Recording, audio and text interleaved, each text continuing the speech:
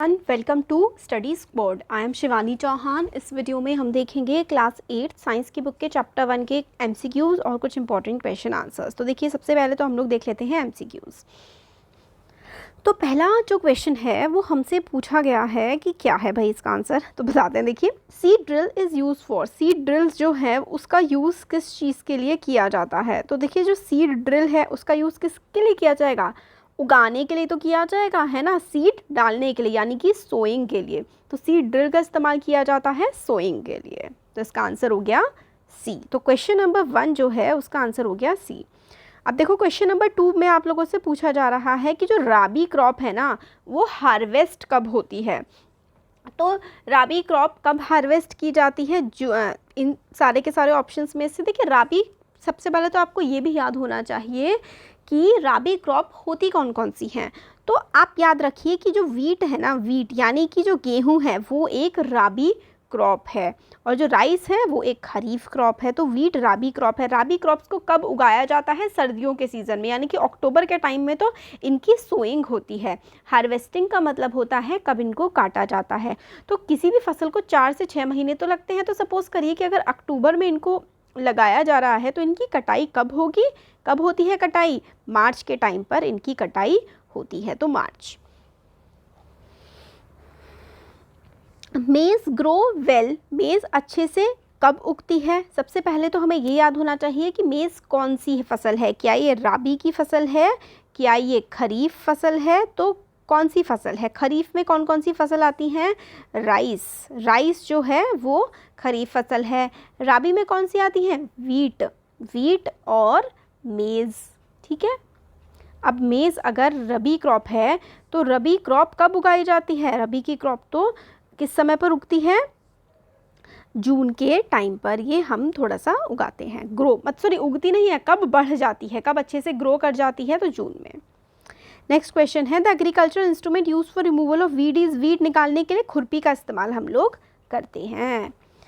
Transplantation of seed is done in, transplantation मतलब ऐसे ऐसे डाला, सीड्स किस में डाले जाते हैं? तो राइस में, राइस में थोड़े थोड़े थोड़े थोड़े सीड डाले जाते हैं, ट्रांसप्लांटेशन किया जाता है। कंपोस्ट इज अ, कंपोस्ट क्या होता है? It is a manure, compost is a manure. Next है BHC, आंसर दिख गया। BHC benzene hexa chloride, benzene hexa chloride क्या है? तो ये एक पेस्टिसाइड है। Chemical substance rich in nutrients, chemical substance जिसमें काफ़ी सारे अच्छे न्यूट्रिएंट्स होते हैं, तो फर्टिलाइज़र, फर्टिलाइज़र में न्यूट्रिएंट्स होते हैं। नेक्स्ट है, process of separation of grain from the chaff after harvesting is known as, जो ग्रेन यानी कि फसल उसके ऊपर की कवरिंग में से निकालने के प्रोसेस को क्या कहते हैं? थ्रेशिंग कहते हैं। नेक्स्ट है, the soil matter formed by decade organic matter, soil matter जो ऑर्गेनिक मैटर के सड़ने के बाद बनता है उसको हम लोग ह्यूमस कहते हैं। तो सी इसका आंसर है।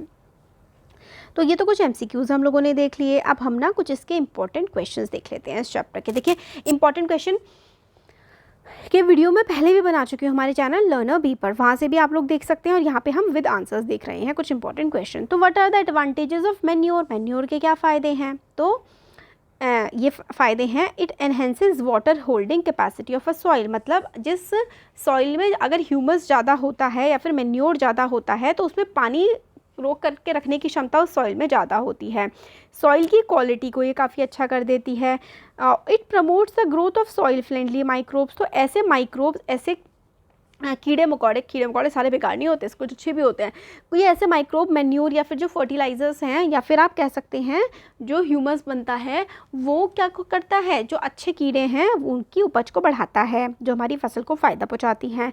और ये रिन्यूएबल है, बायोडिग्रेडेबल है और इको फ्रेंडली भी है। इट इज़ रिन्यूएबल, दोबारा बन सकता है। बायोडिग्रेडेबल मतलब नेचर में खुद से ही अपना सड़ के ख़त्म हो जाता है। और इको फ्रेंडली है, हमारे एनवायरनमेंट को नुकसान नहीं पहुँचाता manure.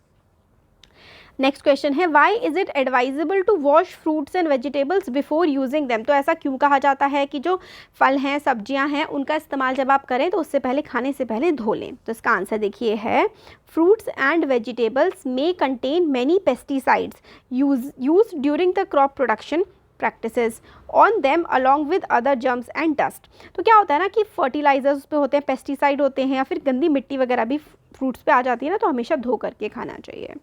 Next, name the ideal months for sowing kharif. Kharif उगाने के सबसे अच्छे महीने कौन से हैं? जून या जुलाई। राइस है ना, राइस की crop. Name any two fertilisers. तो 2 फर्टिलाइजर्स, इसका आंसर ये है NPK, नाइट्रोजन फॉस्फोरस और पोटाशियम, और डाई अमोनियम फॉस्फेट। ये है डाई, ऐसे करके लेते हैं इसको, diammonium phosphate, diammonium phosphate. ये 2 फर्टिलाइजर्स हैं, NPK और डाई अमोनियम फॉस्फेट। तो कुछ इंपॉर्टेंट क्वेश्चंस हमने यहाँ पर देखे और हम लोगों ने देखे MCQs। Thank you.